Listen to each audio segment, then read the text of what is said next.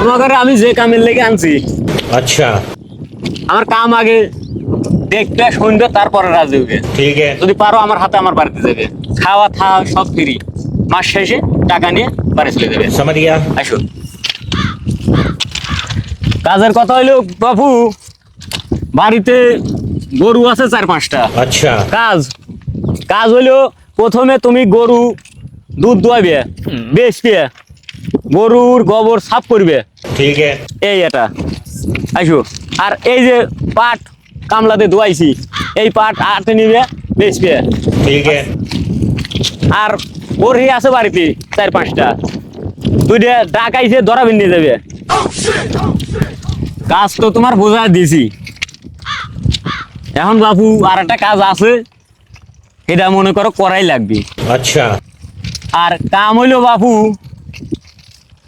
শোনো, আমার আশা আসতেছে, তুমি কিন্তু রাগ বাগ করো না বাবু।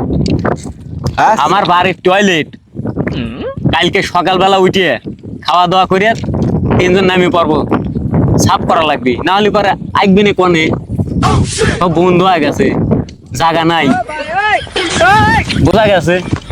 চাচা আপনি এটা কি কইলেন? কে রে বাপুরে, আমি তোমার কামলা নেই, আমার বাড়ির কাম করা লাগবে না।